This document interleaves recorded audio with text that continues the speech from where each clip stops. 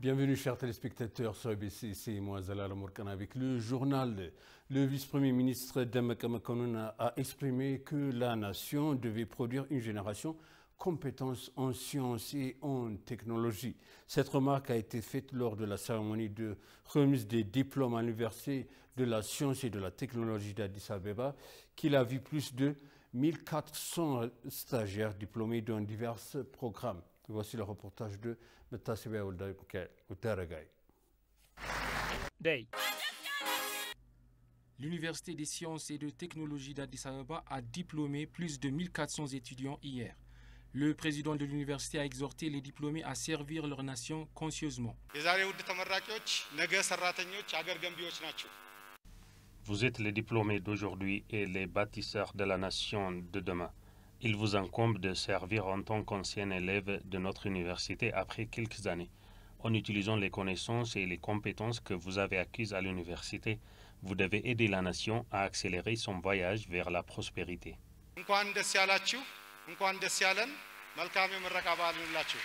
Transmettant un message de félicitations aux étudiants, le vice-premier ministre Demek Amekonun a souligné que se tenir à l'unisson et travailler sur le développement des ressources humaines sont essentiels pour assurer le développement de la nation. Saoun malmat, lenagaw yagar belfednana guzo yebqa saw ለገበያው ለማህበረሰቡ ማብቃት ያብሮነት ማሳያ ነው። Travailler au développement humain et produire des citoyens compétents ouvre la voie à la prospérité.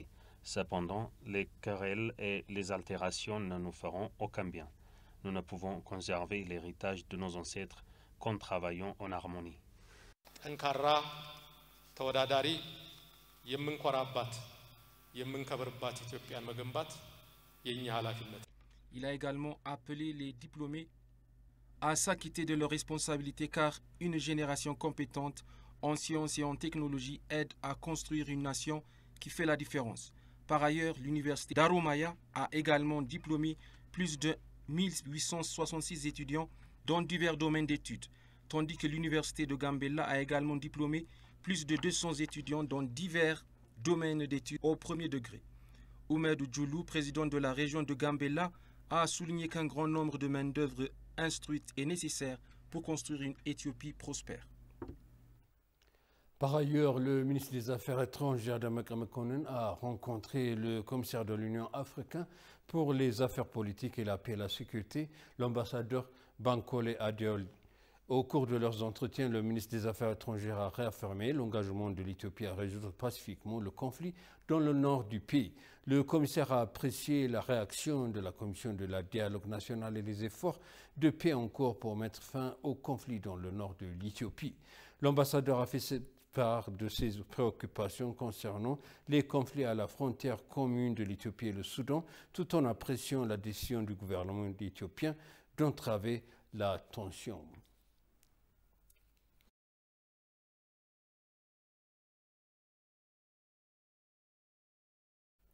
La Ligue des femmes du Parti de la prospérité au pouvoir a conclu son premier congrès général après avoir nommé 45 membres du comité central et 11 membres du comité d'audit et d'inspection. Les participants de l'Alliance ont adopté une résolution de 9 points sur le full de questions d'actualité avant de conclure leur session d'une journée dans la ville d'Awassa. Natnesh Marous, siège du sommet du comité d'audit et d'inspection, a été élue présidente, Oulouana Gatch, vice-présidente du comité, et Nabil Mahdi en tant que secrétaire général respective. La Ligue a échangé des points de vue sur les moyens de renforcer le rôle des femmes dans les affaires socio-économiques globales de la nation, tout en proposant des orientations sur la manière d'installer ces unités structurelles à travers l'étendue et la largeur de la nation d'Afrique de l'Est.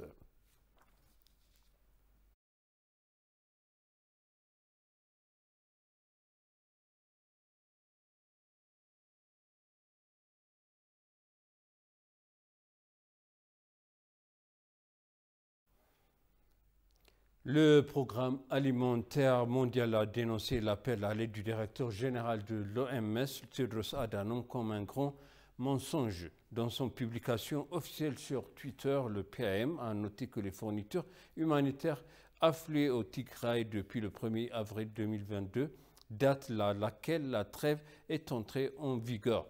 En conséquence, le programme a fourni suffisamment de nourriture pour nourrir 5,9 millions de personnes dans le besoin par mois. Le chef de l'OMS, cependant, a fermé les yeux et fait la sourde oreille à cette vérité et a ignoré les efforts du PAM pour assurer une assistance humanitaire régulière aux communautés dont le besoin au Tigray depuis la trêve unilatérale.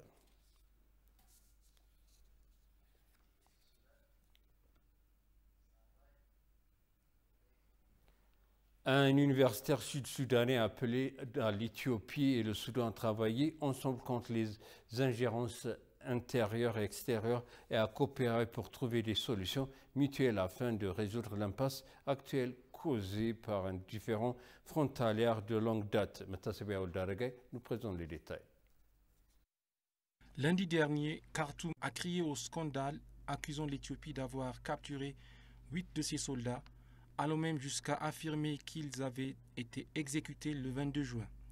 L'Éthiopie a clairement indiqué que les affirmations étaient tout sauf crédibles, ajoutant que les soldats avaient été tués au combat. Dans une interview exclusive avec l'agence de presse éthiopienne, l'universitaire soudanais a noté que les dirigeants des deux pays peuvent résoudre le différend. Le professeur adjoint Ter Tongdink Majok a expliqué que la frontière était une fabrication coloniale dessinée de manière à créer un conflit entre les deux pays. Selon lui, les frontières ont été créées dans l'intérêt du maître colonial. Comme les pays sont membres des Nations Unies, de l'Union africaine et de l'IGAD, il a souligné qu'il était urgent d'agir et que les membres de cette région devaient mettre la main, en particulier les voisins, pour rapprocher ces deux pays. Majok a insisté sur le fait que les gouvernements éthiopiens et soudanais devraient éviter d'écouter les voix extérieures parce que ces acteurs extérieurs ont leurs propres intérêts. Soulignant que la relation entre les deux pays est séculaire, il a ajouté que les deux doivent mettre de côté les différences à court terme et lutter contre l'exacerbation du conflit par des acteurs extérieurs. Addis Ababa a annoncé un différend frontalier pacifiquement et à l'amiable, appelant en outre Khartoum à s'abstenir d'aggraver inutilement les tensions et d'internationaliser la question. L'ambassadeur d'Éthiopie en France a participé à la 4e conférence mensuelle des ambassadeurs africains en France organisée par le Club africain de la presse parisien, African Press Paris et AfriJapan. Parlant des relations historiques entre l'Éthiopie et le Japon, l'ambassadeur Enoch Tafarra a souligné la place particulière que le Japon occupe en Éthiopie et l'inspiration que le Japon fournit à de nombreux pays africains avec le niveau élevé de développement socio-économique qu'il a atteint.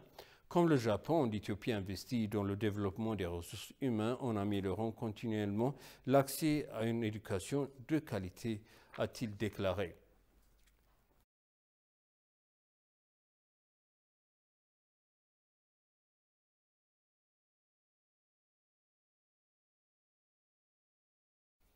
Et pour conclure, le président chinois Xi Jinping a appelé à la construction d'un partenariat de haute qualité alors que l'accueillait le sommet du BRICS dans la capitale de son pays, Pékin. L'événement virtuel a réuni les dirigeants du Brésil, de la Russie, de l'Inde, de la Chine et de l'Afrique du Sud. Écoutons le